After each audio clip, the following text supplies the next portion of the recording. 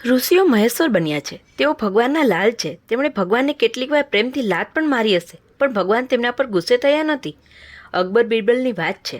બિરબલની ચડતી જોઈને કેટલાક દરબારીઓએ બિરબલ વિરુદ્ધ અકબરના કાન ભંભેરવા શરૂ કર્યા. એક દિવસ અકબરે રાજ્ય દરબારમાં પ્રશ્ન પૂછ્યો, મને જો કોઈ લાત મારે તો તેની શી શિક્ષા થવી જોઈએ? એકે કહ્યું કે આવી વ્યક્તિનો પગ જ કાપી નાખવો જોઈએ. તો વળી બીજાએ કહ્યું કે આને દેશપાર કરવો જોઈએ. બિરબલને પૂછવામાં આવ્યું ત્યારે બિરબલે જવાબ આપ્યો કે એના પગમાં સોનાના ઘરેણાં પહેરાવા જોઈએ. બાદશાહ આ સાંભળીને નવાઈ પામી શંકાશીલ બન્યો અને તેને મનોમન બિરબલને સજા કરવાનું નક્કી કર્યું.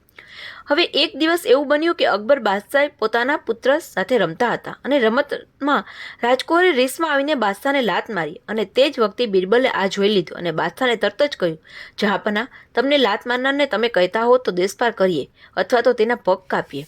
બાદશાહ બિરબલનો ગમ સમજી ગયો અને તેની પીઠ થાબડી. ભગવાન પણ તેમના કેટલાક લાડકા દીકરાઓ જે તમને લાત મારે છે તો પણ પ્રેમથી જ નવાજે છે.